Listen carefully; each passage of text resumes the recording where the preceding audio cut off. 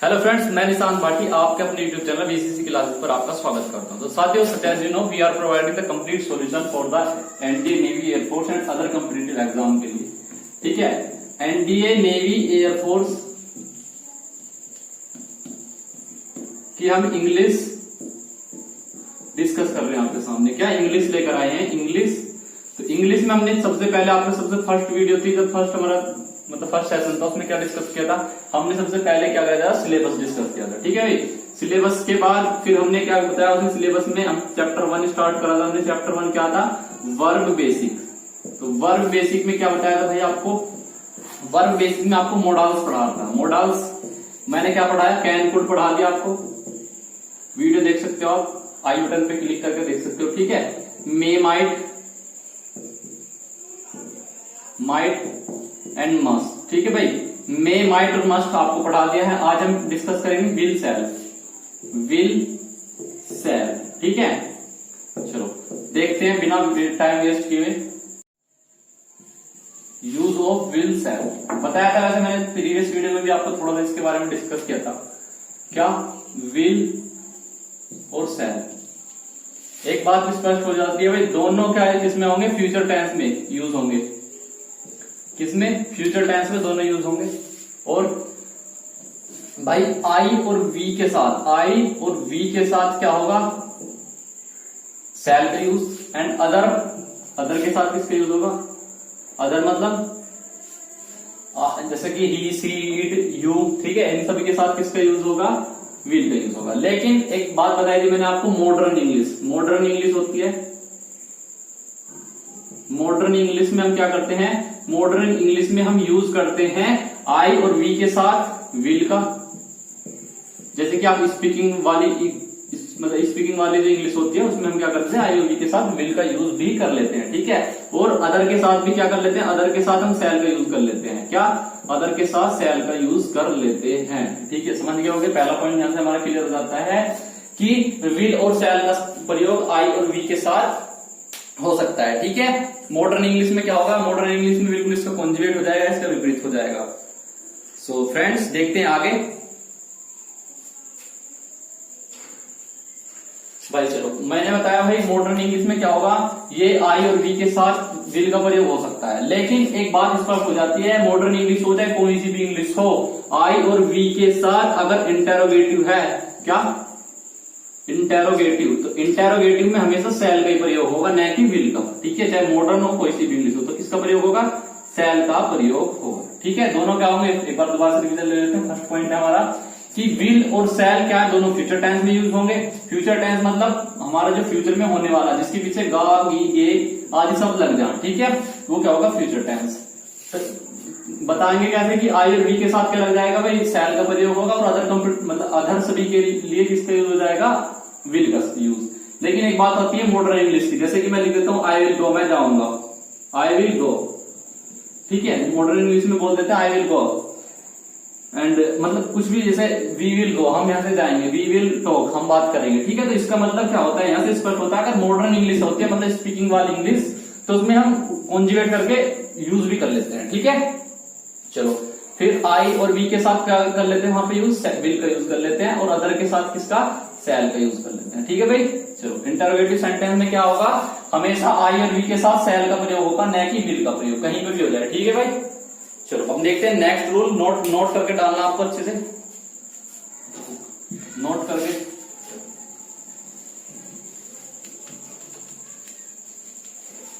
अच्छे से नोट डाल लो, बिल्कुल नोट।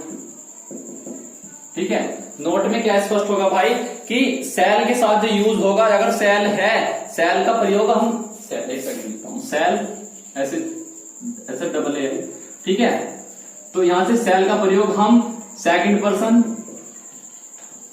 और थर्ड पर्सन के साथ कर सकते हैं। कब कर सकते हैं? जब हमारा क्या हो? या तो कमांड, किसी वाक्य में क्या हो? कमांड प्रदर्शित हो रही हो, या हमने किसी को क्या हो? एडवाइस दी हो, या हमारी मतलब डिटर्मिनेशन हो।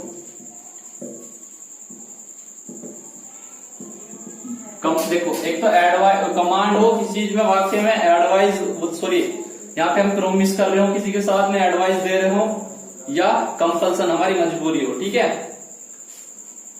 कंपल्सन मतलब मजबूरी, या थ्रीट, THREAT थ्रीट, ठीक है।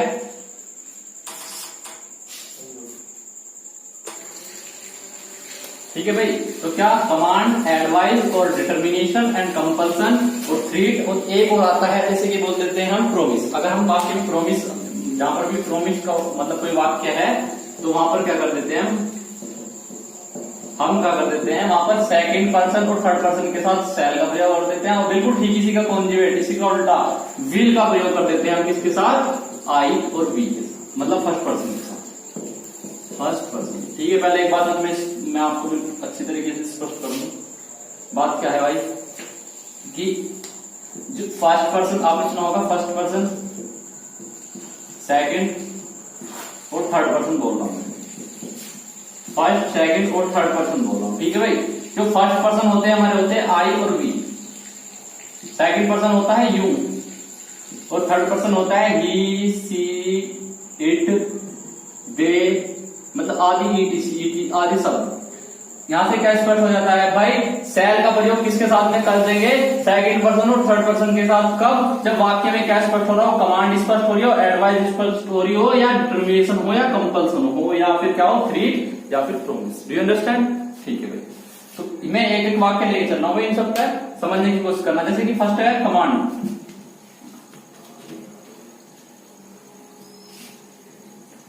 कमांड वाला वाक्य लेके चलते हैं जिसमें कमांड प्रदर्शित की हो। जैसे कि फर्स्ट सेंटेंस ले रहे हैं यहाँ पर COMMAND, ठीक है, कमांड के लिए। कमांड के लिए कोई वाक्य लेते हैं, मैं लिख रहा हूं आपके सामने sentence, you shall leave this room, you shall leave this room, तुम्हें ये कमरा छोड़ना होगा, ठीक है। तो यहां से क्या स्पष्ट हो जाता है कि यू का मतलब शैल का प्रयोग हमने किसके साथ किया, सेकंड पर्सन के लिए, जबकि सेकंड पर्सन किसके साथ में, मतलब सेकंड पर्सन के लिए क्या यूज करते हैं, हम विल का प्रयोग कर देते हैं। सेकंड पर्सन के, सेकंड और थर्ड पर्सन के लिए किसका प्रयोग करते हैं, हम विल का प्रयोग करते हैं। लेकिन हमने यहाँ पे क्या किया, शैल का प्रयोग किया। तो हमने तुम्हें कमांड दी, क्या तुम्हें ये कमरा छोड़ना पड़ेगा, या तुम्हें कमरा छोड़ना होगा, ठीक है। तुम्हें कमांड के प्रदर्शित किया, तो यहाँ पे हमने यू के साथ में किसका यूज कर लिया, शैल का यूज कर लिया, ठीक है। चलो सेकंड देखते हैं, प्रोमिस का वाक्य। अगर हमें प्रोमिस प्रदर्शित कर रहे हैं तो प्रोमिस में क्या मतलब, मैं सेंटेंस लिख रहा हूं जैसे कि यू शैल बी अवार्डेड, मतलब कि क्या यहां से क्या स्पष्ट होता है कि तुम्हें अवार्ड दिया जाएगा। तो यहां से यू शैल बी अवार्डेड को हमने प्रोमिस कर ली कि तुम्हें अवार्ड दिया जाएगा, ठीक है। ओके, देखते हैं नेक्स्ट। नेक्स्ट है हमारा यहाँ पर थ्रीट। अगर मैं किस मतलब थ्रीट वाला वाक्य, एक सेकंड, थ्रीट, थ्रीट मतलब धमकी। थ्रीट का मतलब क्या होता है, धमकी। अगर मैं धमकी देता हूं आपको, आई विल किल यू, मैं तुम्हें मार दूंगा, ठीक है। तो ये होगा धमकी, हालांकि मारने का नहीं, तो मैं धमकी दे रहा हूं। तो यहाँ पे क्या होता है, थ्रीट वाले वाक्य में क्या स्पष्ट हो जाता है, आई विल किल यू। आई के साथ किसका यूज होता है, हमेशा शैल का यूज करते हैं, लेकिन हमने यहाँ पे विल का यूज किया, क्यों, क्योंकि यहाँ पर क्या स्पष्ट हो रहा है, थ्रीट, थ्रीट मतलब धमकी दे रहे हैं। तो आई विल किल यू, मैं तुम्हें मार दूंगा। Do you understand? एक अच्छे से, एक बार अच्छे से नोट डाउन कीजिए इसे, तो फिर देखते हैं आगे।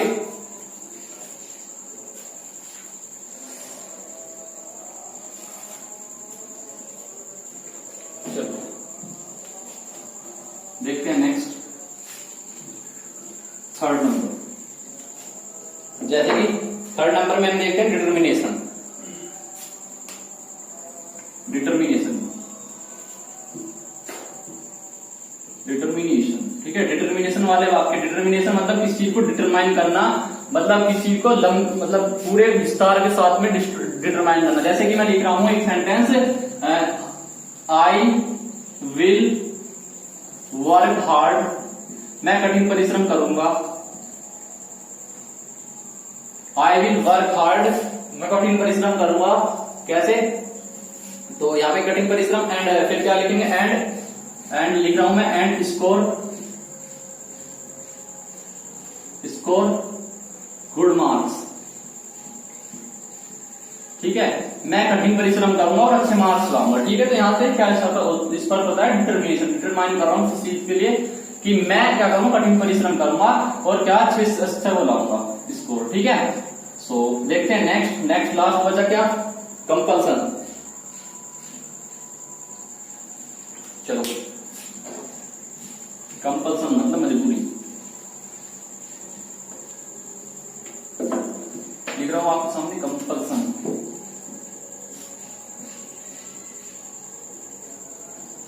कंपल्सन मतलब मजबूरी। कंपल्सन मतलब क्या लिख रहा हूं आपके सामने, I will finish this work by tomorrow,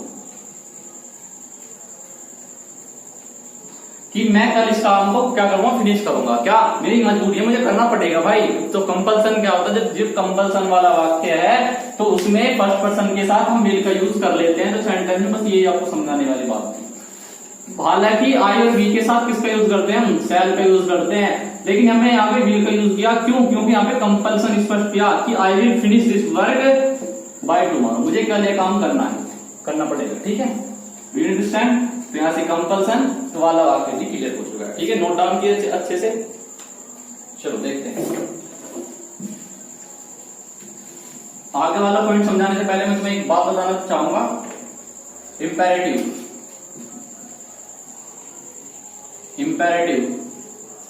sentence. ठीक है, इंपेरेटिव सेंटेंस। तो इंपेरेटिव सेंटेंस की टाइप के होते हैं, किसे किन्हें बोलते हैं इंपेरेटिव सेंटेंस, जो वर्ब की फर्स्ट फॉर्म से स्टार्ट होते हैं। जिससे वर्ब की फर्स्ट फॉर्म से जो वाक्य स्टार्ट होते हैं, लेट या लेटस से जो वाक्य स्टार्ट होते हैं उन्हें क्या बोलते हैं हम, इंपेरेटिव सेंटेंस। ठीक है, समझने की कोशिश करना, वर्ब की फर्स्ट फॉर्म से जो स्टार्ट हुए या लेट अस से जो स्टार्ट हुए उन्हें क्या बोलेंगे, इंपेरेटिव सेंटेंस। ठीक है, चलो तो एक सेंटेंस मतलब एक वर्ड सुना होगा आपने, question tag QT. Question tag आपको जब फर्स्ट डे में क्या करा, सिलेबस डिस्कस करा था, उसके बारे में मैंने समझाया था। क्वेश्चन टैग किस तरीके के होते हैं, जो हम जबरदस्ती वाला वर्ड बोला था, जैसे कि बताया जबरदस्ती वाला वर्ड है। जैसे कि मैंने आपको बोला कि तुम कल मेरे यहाँ आओगे, है ना, तो है ना जो बाद में यूज किया है ना, तो ये क्या होती है, मतलब किसी का वैल्यू जोड़ सा दिया ना, तुम बोलोगे कुछ भी, मतलब अपनी बात मनवाने के लिए कुछ जोड़ देते हैं। जैसे कि यह सेब मीठा है ना, तो ये है ना वर्ड जो यूज किया, ये सब क्या होता है, क्वेश्चन टैग। क्वेश्चन टैग समझ गए होगे आप? तो चलो क्वेश्चन टैग भी समझ गए होगे आप। एक सेंटेंस लिख रहा हूं, चलो सेंटेंस लिख रहा हूं, let us dance together, shall we. ठीक है, तो लेट अस डांस टुगेदर, आओ साथ डांस करें, शैल वी। ओके बाय, मतलब ऐसे करने के लिए जैसे कि मैं आपसे हाँ करा रहा हूं, चलो एक डांस करते हैं ना, एक साथ डांस करते हैं ना। तो यहाँ पे क्या कि लेटस वाला जो इंपरेटिव वाक्य है, लेटस वाला जो इंपरेटिव वाक्य है, उसका जो क्वेश्चन टैग होता है क्या होता है, शैल वी के रूप में यूज होता है। ठीक है, समझ गए होगे आप, जो उसका क्वेश्चन टैग शैल वी के रूप में यूज होता है। ठीक है, चलो देखते हैं नेक्स्ट। एक सेकंड भाई, गर्मी बहुत है।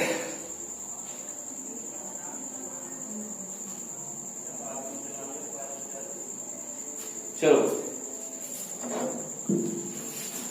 एक नेक्स्ट रूल देखते हैं। नेक्स्ट रूल में क्या दिया हुआ है कि शैल का यूज हम फर्स्ट पर्सन के साथ करेंगे जब क्या हो, सजेशन वाला वाक्य हो इंटरोगेटिव में। ठीक है, सजेशन वाला वाक्य हो इंटरोगेटिव में।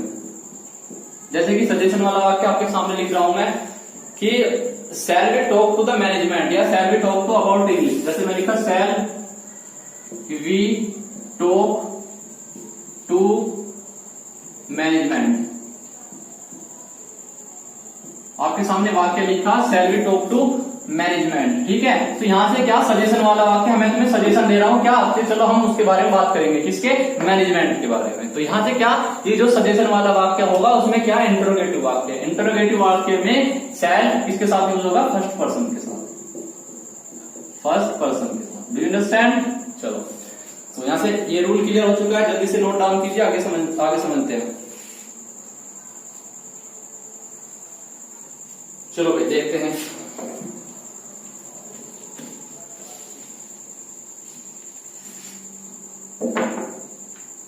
नेक्स्ट रूल है हमारा, एक आपने सेंटेंस का फॉर्मेशन कभी सुना हो या पढ़ा हो, नहीं ये मैं नहीं कहता, लेकिन मैं बताता हूं।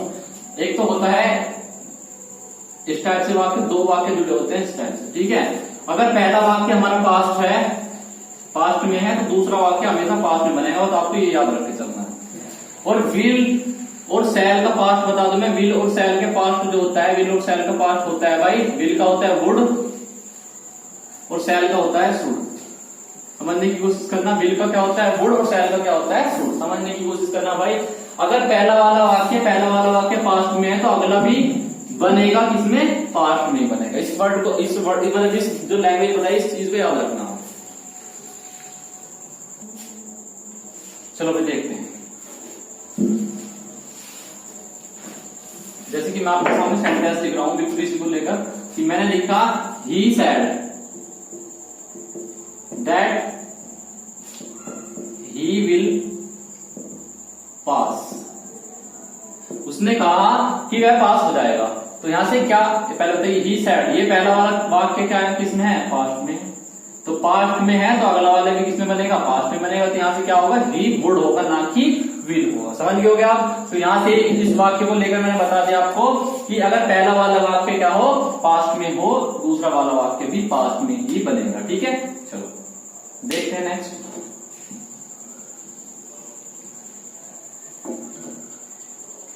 एक नेक्स्ट सेंटेंस लिख रहा हूं, समझने की कोशिश करना।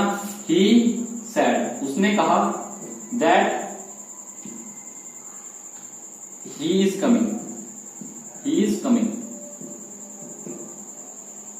ठीक है, ही इज कमिंग। उसने कहा कि वह आ रहा है। तो पहले बताइए कि यह सेंटेंस सही है या गलत है, ये बताइए आप।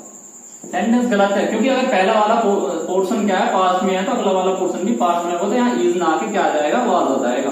Do you understand. तो यहां से क्या होगा, स्पष्ट हो जाता है कि अगर पहला वाला वाक्य पास्ट में है तो अगला वाला वाक्य किसमें होगा, पास्ट में होगा। ठीक है, चलो ये रूल क्लियर। इससे एक रूल निकल के आता है प्यारा सा, बिल्कुल अच्छे से नोट डाउन करना उस चीज को, कि भाई बात तो है अगर पहला वाला वाक्य पास्ट है तो अगला वाला भी पास्ट बनेगा। लेकिन एक बात और हो जाती है, अगर पहला वाला वाक्य पास्ट है लेकिन अगला वाला वाक्य क्या है, यूनिवर्सल ट्रूथ। यूनिवर्सल मतलब ब्रह्मांड का सत्य, जैसे कि बताऊंगा अभी। ब्रह्मांड, गॉड इज ग्रेट, जैसे वर्ड एक हुआ God is great, and universal truth and habitual action. जो हमारी मतलब हैबिचुअल एक्शन जो डेली प्रतिदिन हर कोई करता है, ठीक है, हैबिचुअल एक्शन, उन सब के साथ में क्या, अगर ये हो, अभी ये पास्ट है, अगला वाला वाक्य क्या हो, उसमें क्या शो कर रहा हो, या तो यूनिवर्सल ट्रूथ हो, या हैबिचुअल एक्शन हो, या अदर कुछ ऐसी वो जो पूरे ब्रह्मांड में होती है। जैसे कि देखते हैं, जैसे कि होगा general fact and idiom phrase. Idioms हो जाते हैं, इडियम्स होते हैं मतलब जो सत्य, जैसे कि मुहावरे बोलते हैं, मुहावरे और लोकोक्तियां। ठीक है, अगर पहला वाला वाक्य पास्ट में है, अगर अगला वाला वाक्य ये क्या हो, यूनिवर्सल ट्रूथ हो, जनरल फैक्ट हो, या फिर ऐसे मतलब इडियम्स एंड फ्रेजेस हो, तो क्या होगा, वो जो के तुल रहेंगे, ना कि चेंज होने। जैसे कि आपके सामने सेंटेंस लिख रहा हूं, ही सेड दैट, उसने कहा कि क्या, God is great, God is great, भगवान महान है।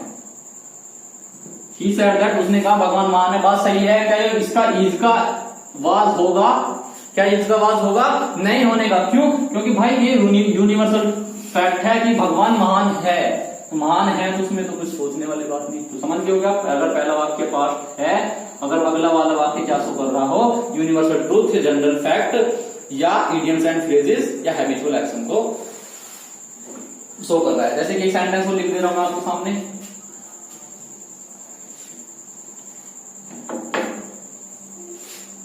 He said, उसने कहा, man is not a machine, man is not a machine. उसने कहा कि आदमी मशीन नहीं है। क्या आदमी मशीन है, आपको पता है वो तो क्या है, आदमी मशीन नहीं है। हाँ नहीं है भाई, मशीन होता तो इस तरीके से वर्क नहीं कर पाता, जैसे कि मैं आपको पढ़ा रहा हूं। ठीक है, समझ रहे हो। Man is not a machine, man machine नहीं है। तो क्या ऐसा फैक्ट है, एक यूनिवर्सल फैक्ट है। ठीक है, तो ये क्या शो करेगा यहाँ पर, ये बिल्कुल जो का तो रहेगा, ना कि हम इसे इसको चेंज करने के बाद वाज में लाएंगे। ठीक है, तो यूनिवर्सल फैक्ट को जो का तो रहेंगे। Do you understand. चलो रफ करते हैं, देखते हैं आगे, समझते हैं रूल।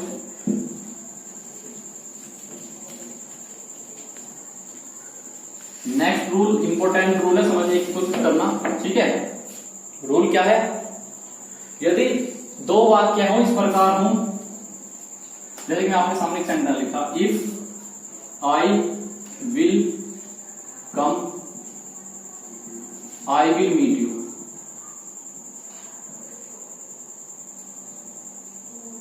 यदि मैं आऊंगा तो आपसे मिलूंगा, ठीक है, यदि मैं आऊंगा तो मैं मिलूंगा आपसे, ठीक है। ये इस वाक्य में का मतलब ये है।